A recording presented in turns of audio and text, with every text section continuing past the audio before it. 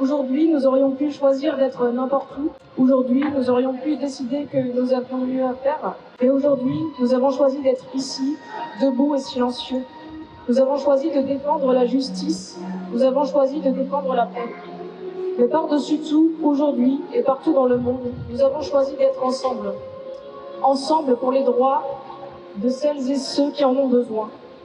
Ensemble pour les victimes du plaisir gustatif, pour les victimes de l'avidité, du profit et de l'ignorance. Parce que certaines et certains préfèrent encore croire que ces êtres sentients ne sont autres que de simples produits de notre quotidien, fabriqués pour nous afin d'être consommés, utilisés, expérimentés, fabriqués pour nous afin d'être abusés, persécutés, exploités, violentés et massacrés.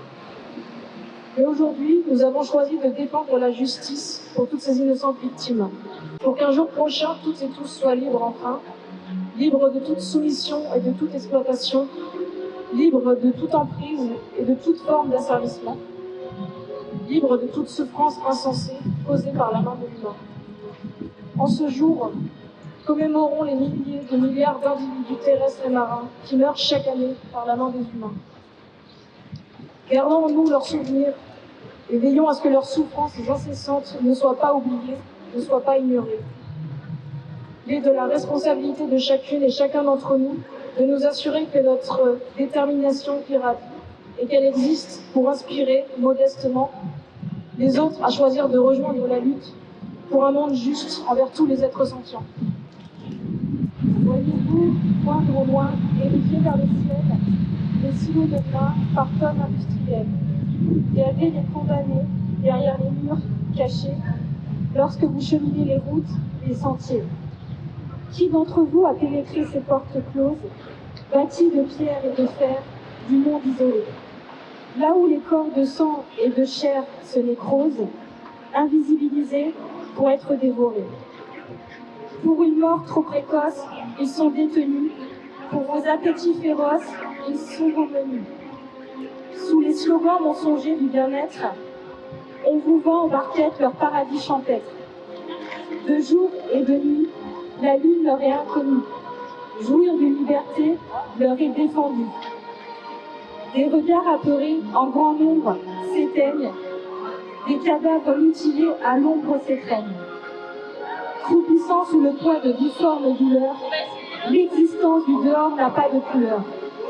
Par milliers entassés, les bêtes se dévorent. Dans un triste décor, la vie attend la mort. Pour un bout de chair, de côte ou un verre de lait, un repas en convivialité, digéré, à l'aube déporté, les autres contre les uns, les animaux traversent leur dernier matin. Pouvons-nous partager les étoiles contemplées, avec eux traverser les terres habitées? Quand pourrons-nous leur tendre nos cœurs et nos mains et leur permettre enfin de nouveaux lendemains? Jouir de la rosée à l'aube d'une promesse, de longévité jusqu'au dernier crépuscule, jouir d'une sieste sous une caresse crédule, un refuge de paix pour toutes les espèces. Les animaux élevés, les animaux dressés, les animaux moqués, les animaux volés, les animaux violés, les animaux frappés, les animaux blessés, les animaux chassés, les animaux portés, les animaux noyés, les animaux gazés, les animaux coupés, les animaux tranchés, les animaux mangés, les animaux mâchés, vénérés, égorgés, méprisés, marchandés, dépecés, digérés. Et on dit les aimer. Les animaux sont, à tort, tués, mis à mort. Aujourd'hui, on va déposer des photos de plusieurs individus qui ont été victimes de l'exploitation de la part des humains. J'aimerais vous raconter l'histoire d'une de ces personnes qui s'appelle Charlotte. J'avais pu rencontrer au refuge Groin-Groin. Charlotte, elle est dans un élevage intensif en Bretagne. Pas d'accès à l'extérieur, sol bétonné, grande promiscuité. Sa queue était coupée, c'est une pratique routinière dans ce type d'élevage. Les conditions d'enfermement des cochons entraînent souvent de l'agressivité entre animaux. Charlotte s'était faite attaquer aux oreilles par d'autres cochons. Elle avait donc été isolée dans l'élevage du fait de ses blessures, et c'est de là qu'elle avait réussi à s'échapper. Elle avait alors erré pour finalement se retrouver chez une femme qui s'en était occupée et avait contacté Groin-Groin.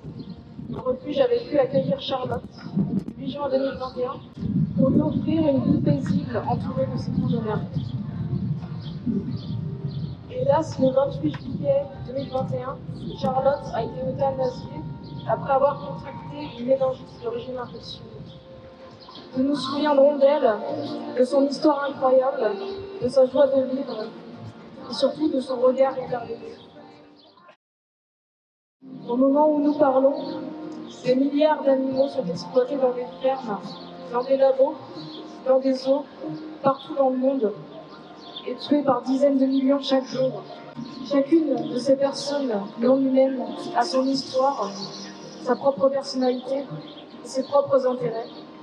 Et il est grand temps que nous commencions à voir les autres animaux pour qui ils sont, et non plus pour ce qu'ils peuvent nous rapporter ou comment on peut tirer un profit de leur corps. Je tiens à remercier chacun d'entre vous d'avoir été présente aujourd'hui pour porter leur voix. On va terminer par une minute de silence pour penser à toutes les victimes du racisme et rappeler que nous ne les oublierons et nous ne les abandonnerons jamais.